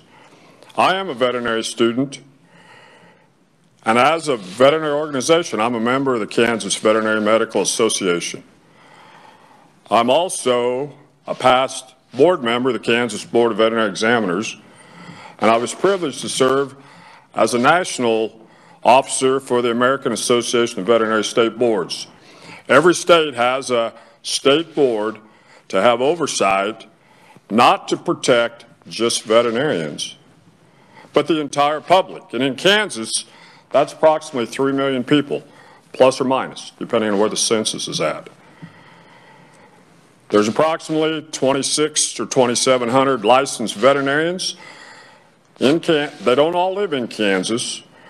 And we've heard of the process that veterinarians, students, work like ever to get into school. As they go through that first semester, they work like ever to stay in school. And when they get out of veterinary school, they determine what part of the land they want to live in. I am a rural practitioner, and living in rural America is one of the greatest secrets there is in the world. But as I talk about this bill, the association's role is to enhance and advocate for veterinarians. The board's authority is to have oversight for the overall general public. And that involves licensing. That involves licensing of veterinarians, registration of veterinary technicians, all the premises, the brick and mortar facilities, the mobile veterinary clinics, they all need to be licensed. Institutional licenses for the instructors that are in the veterinary school. We are a fee-funded agency, and that's how we generate our revenue. And then from there, we determine we have a staff of 4, an executive director, an investigator to handle complaints. We have an inspector to go out and check all these facilities. And then we have an administrative specialist that takes care of the things inside of our office. Our roles are different. I've served on the board for the KVMA. I've served on the board for the examiners. And when we think about protecting the public in America, that's 335 million people to make sure that there's adequate veterinary care and that there's oversight that way. So as I talk about this bill, Kyle did a great job of walking through the bill. It's important to bring people together. The Board of Veterinary Examiners worked over this last year to come up with this draft bill 2532. When I took my position right there the first part of December, I was asked to get this into a draft form and present it to the association, the KVMA, and also to the Kansas Veterinary Technicians Association. And I'm pleased that after we got that draft together, which was after session started, we've had some really good dialogue with the KVMA, who made some nice recommended changes and enhancements that our board has approved. And we have a balloon amendment we would like to introduce to this committee today. And I think it is in your documentation. We also received good enhancements from the Veterinary Technician Association. Our board supports those enhancements. There are 3 or 4 things that, as an overall public protection versus association, that we may not agree upon, and you may hear about those today. One is, in a complaint process, they're going to talk about oppose and get rid of the language for cite and fine. Cite and fine, and we're talking about, we have licensed practice and people that try to practice without a license. And so for years and years, we use cite and fine. The goal of unlicensed practice is if you have someone out there that's trying to practice veterinary medicine and they are not licensed, what's the goal? We want to have them not practice anymore. And there is a process that's different than cite and fine that we use today that is a more current process that we can still process through that our board feels is better than the old language of cite and fine. That's the first thing. The second thing would be, in a hearing, if there is probable cause from a licensee, and they have discipline, that the board has found that they have discipline, and they don't like what that discipline is, they have the right to a hearing. And if they don't get what they want at that next hearing, they can appeal to the next process. And as you go through those processes, there's more and more expenses that are incurred. And to answer Representative Fairchild's question, actual cost would be to recoup the cost of that process if there is true probable cause. If we go through the process and the licensee has no probable cause, there's no fines back, there's no fees back for actual cost. We either have to pass those costs across to all the licensed veterinarians, or we go back to the person that goes through the discipline. So that is the second thing. And the third thing could be in regards to disciplines that involve things like records, no records, record shortcomings, saying there's a record and not having everything in place if there is a complaint. We deal with careless neglect for the health, safety, and welfare of a patient in a complaint process. That can come up. or we can deal with not meeting minimum standards in a complaint process. Those are our three most common types of complaints that we have.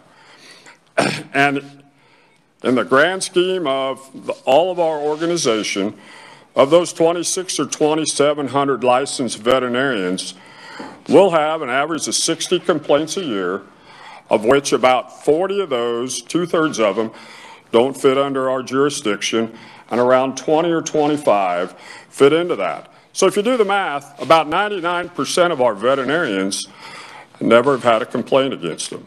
And we have less than 1%. It's no different than any other sort of law. So I ask for support of the original bill with the amendment coming from our board. I'll yield the floor to the Speaker for questions. Thank you, Dr. Olson. And the amendment, if we work the bill on Monday, that's when we will review that and see where that goes. So any questions for Dr. Olson? Seeing none, if there are some more later. Anyone else I have no written opponent or proponents. Any other proponents here? We don't have her online. Seeing or hearing none, I have an opponent in person, Dr. Travis Gratton. So, Dr. Gratton, thank you for coming to committee. Welcome. Thank you. I apologize for my appearance between the weather and my surgery schedule this morning. I did not get a chance to put on coat and tie as I usually do when I address this body or your brethren across the hallway or chambers there. Let me introduce myself. I am Travis Gratton. I'm a veterinarian. I am a small animal veterinarian. Nobody explained that to you. I grew up on cattle ranches. I was falling off of horses. I chose not to stick with that. I got a degree in agriculture from Kansas State University, as well as most of a major or a dual in microbiology. Thought I was going to be a largely large animal cow-calf type practitioner because that was my background growing up. Second year of school, veterinary school, I went, no, I don't think so. And I have not touched cow, horse, or hog, or anything else since. I do touch dogs, cats, parrots, all other birds, reptiles, bunnies, rodents, you name it, we see it. So that is what small animal medicine is when that comes up. As far as this bill goes, yes, I am opposed to it. I do have two main concerns. One was kind of how it was created, and the other is one particular provision of it. Let me start by saying I do recognize the role, the necessity, the importance of the KBVE. However, they, like all administrative agencies, are created and empowered by the people of the state of Kansas via our representatives in the legislature, all of you. The Kansas Veterinary Practice Act defines, empowers the KBVE. It also places limits upon the KBVE, and that is something that the Board of Examiners is kind of ignoring at this point. In general, I'm sure you're all aware of the natural progression of administrative agencies and all bureaucracies is to grow and to assume more power.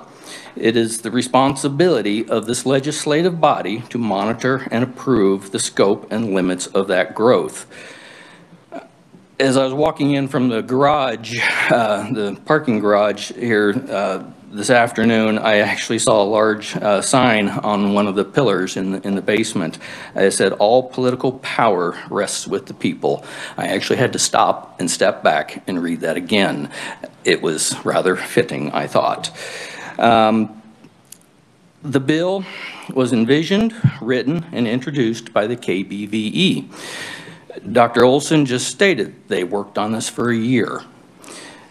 That is shocking to me that they want to take a statute as important as the Kansas Veterinary Practice Act, rework it without the input from the practitioners in the state of Kansas. there are hundreds of us.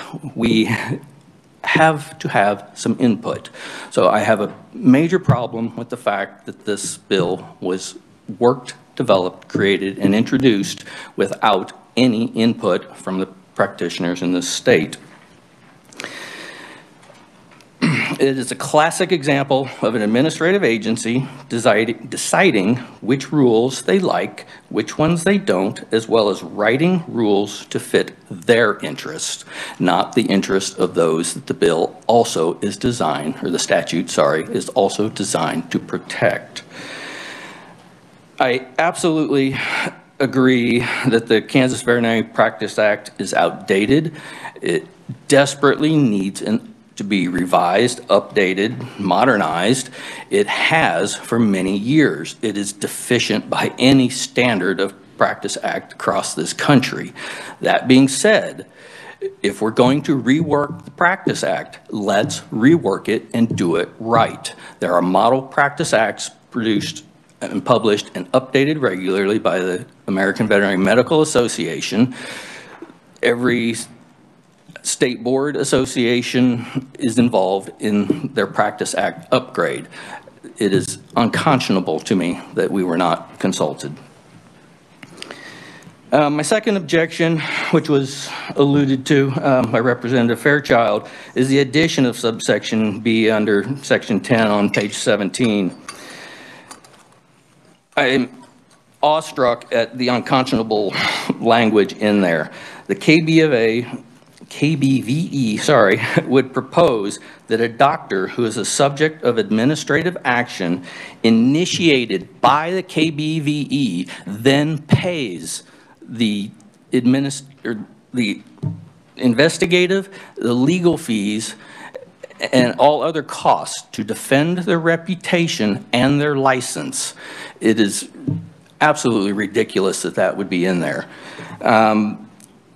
It is currently an extremely expensive proposition to even get to that stage. If you get to an administrative judge or a jury, and we're talking about, I don't know what a judge makes every for a day's service or a week's, or if it goes to trial, we're talking tens of thousands of dollars to be passed on to the veterinary practitioner.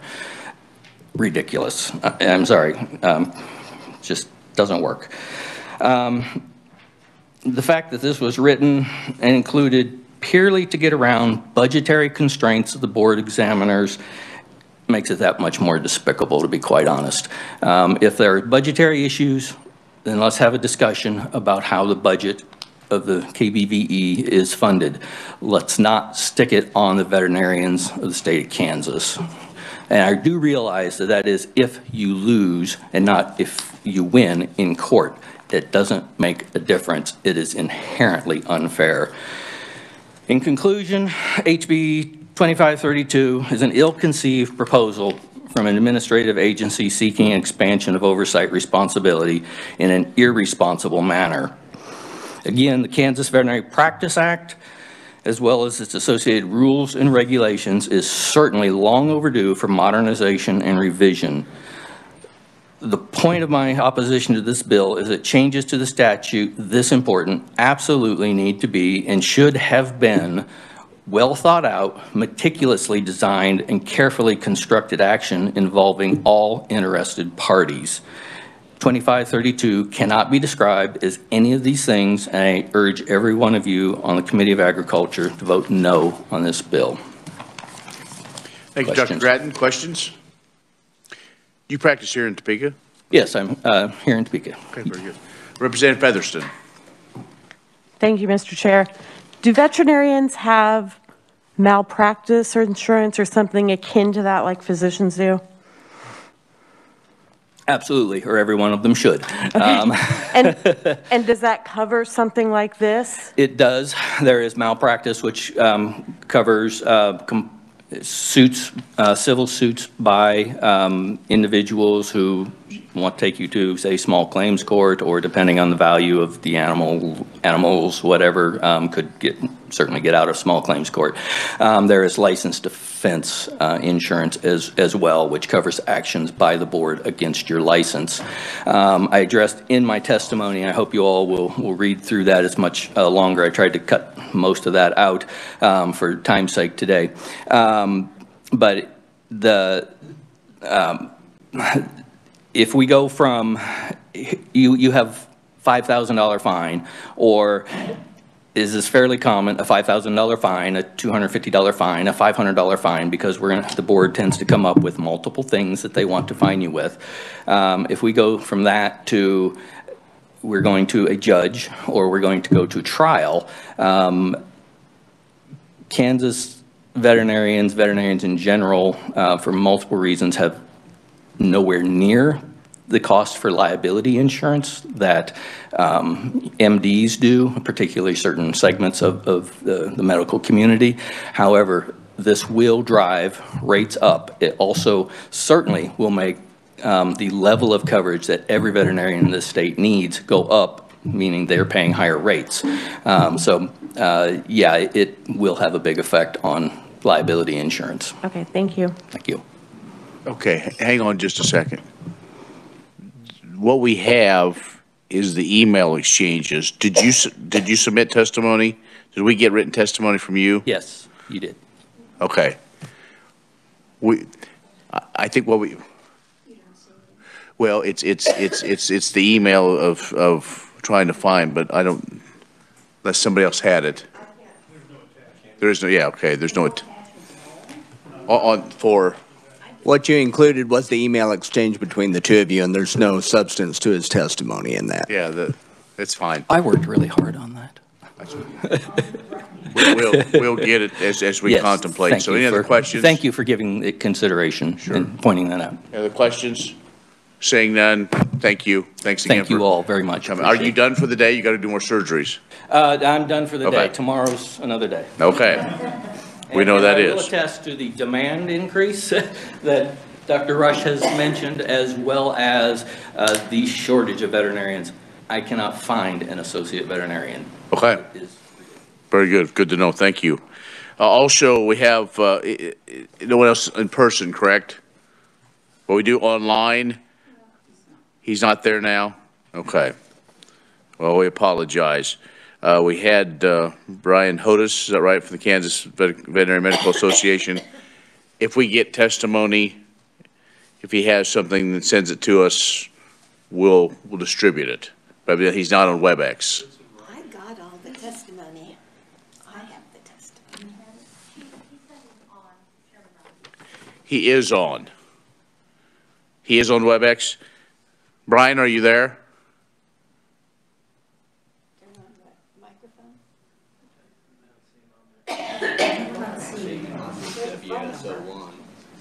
We'll just submit it as written. Okay. Thank you.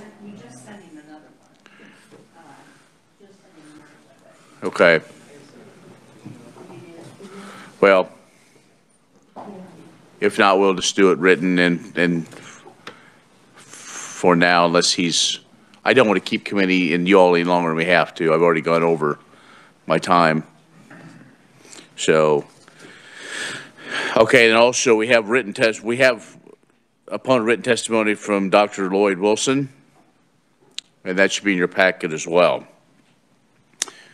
Anyone else on as opponents? Brian is not on, correct? Okay. You're saying he's saying he is? He's telling me he is, but in light of time. Well, it's not. There's a phone number. Well, that's probably him then. You want to click? Yeah, he doesn't have a camera. Oh, that's fine. Could you bring it up?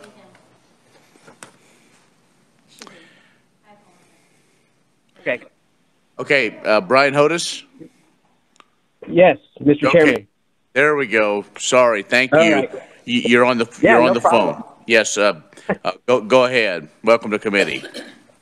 Thank you. Mr. Chairman and members of the committee, I'm Dr. Brian Hodis, practice owner, mixed animal veterinarian in Rose Hill, Kansas. I'm providing testimony on behalf of the KVMA. In light of time, I'm going to be brief as our concerns are fully identified in our testimony. There are 3 areas of concern for the KVMA. The proposal to repeal 47843 and 47844 is a significant concern. The KVMA does not support removing citations and fines in respect to non-licensed practice of veterinary medicine. The Board of Veterinary Examiners claims they are still able to fulfill the mission to protect the public without citations and fines. I'd like to share a personal example of non-licensed practice of veterinary medicine in which the KVMA or KBVE did nothing to stop it. While it may seem trivial today, there have been numerous situations where non-licensed individuals have treated animals and the outcome has been potentially deadly for the animal.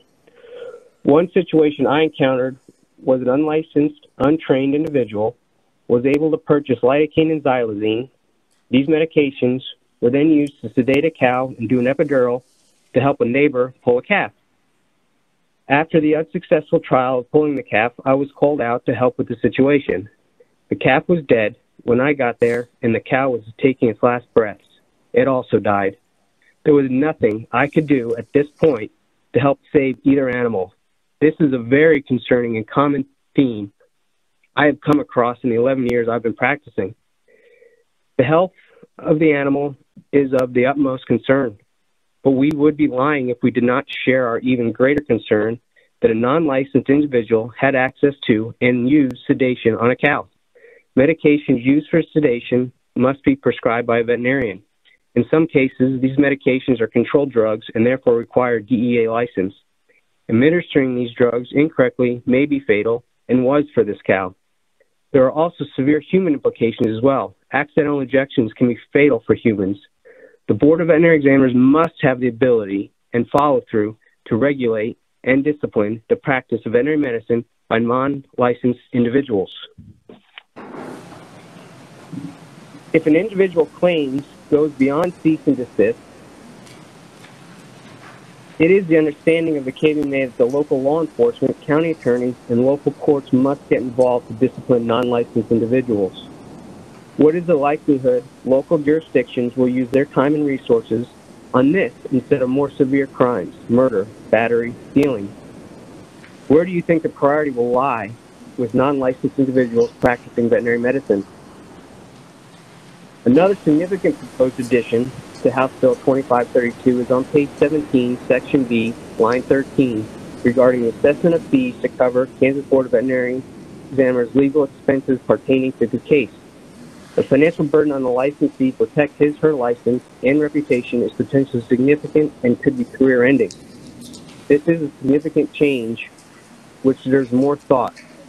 In a civil case in Kansas, each party is responsible for their own legal fees. How is it appropriate for a regulatory board to assess litigation expenses to the licensee? Finally, with respect to complete rewrite of the impairment section on page 17-19, the KVMA appreciates the desire of the Kansas Board of Veterinary Examiners to provide additional disciplinary actions for impaired veterinarians without a license automatically losing their license. We understand the importance of healthy veterinarians to provide sound medical care to these patients. However, the determination of an individual's mental or physical capacities should not be left to the decision of a probable cause committee or the Board of Veterinary Examiners. Neither a veterinary member, public representative, legal counsel, or staff member of the KBVE has legally been trained to diagnose impairment of a licensee. In closing, House Bill 2532 was introduced before the agency and association could come to the table and discuss areas of concern. After having time to sort through these proposed legislation, the KVMA was able to present the KBVE with recommended changes, which are contained in the proposed balloon amendment. We truly appreciate the agency for working with the association to bring these amendments forward. However, we do not support the repeal of 47843 and 47844 concerning citations and fines, assessments of fees for litigation onto the licensee, and determine and discipline of impaired individuals. Consequently, The Kansas Veterinary Medical Association urges the committee to oppose the passage of House Bill 2532. Thank you for the opportunity to provide testimony today. Okay, Dr. Hodis, any questions?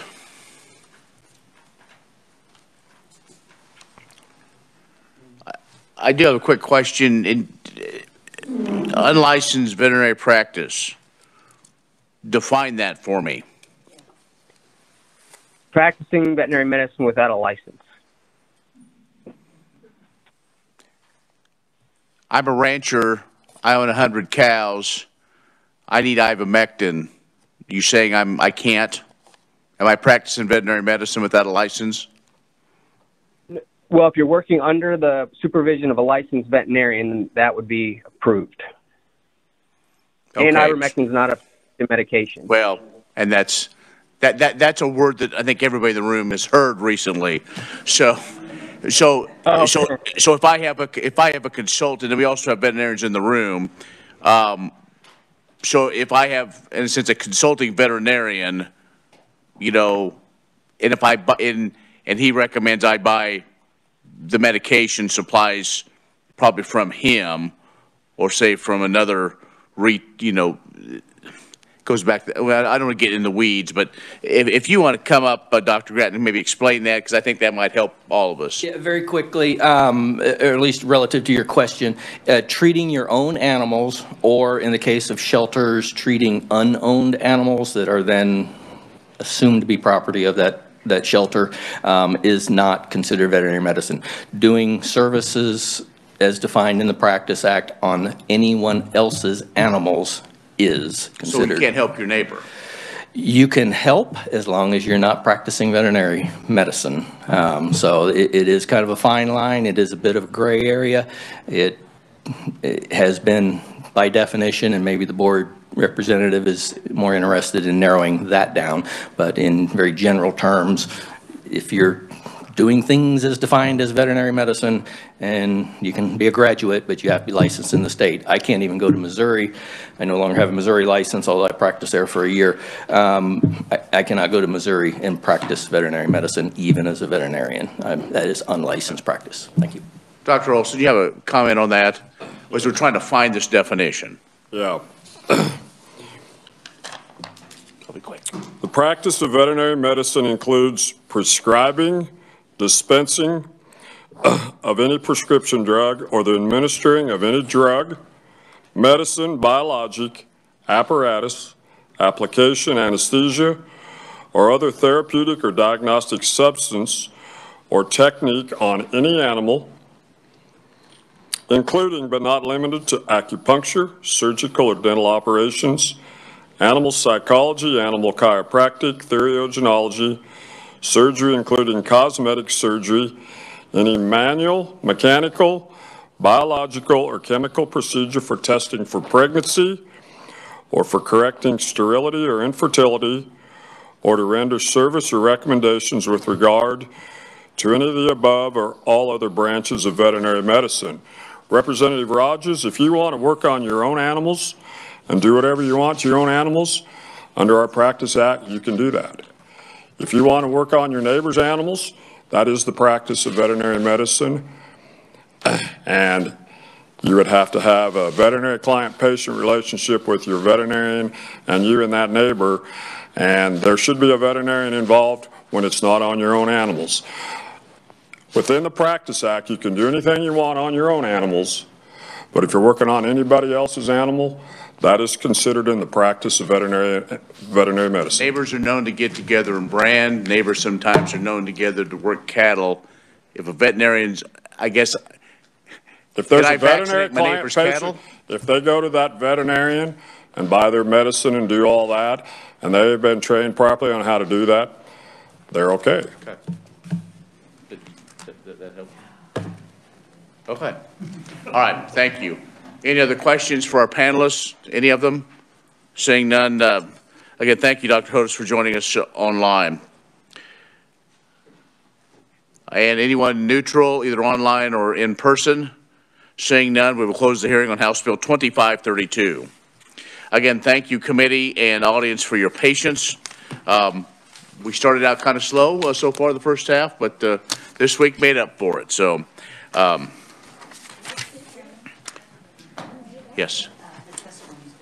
Testimony has been sent, so find it on your email. No meeting tomorrow. Monday, we will work on bills previously heard. One will be House Bill 2531. So if you do have amendments, please get with Kyle tomorrow so we can get those in the queue. And then I will review these bills today. Watch your email if we work them on Monday as well. Anything else for the good of the cause? Seeing none, drive safe.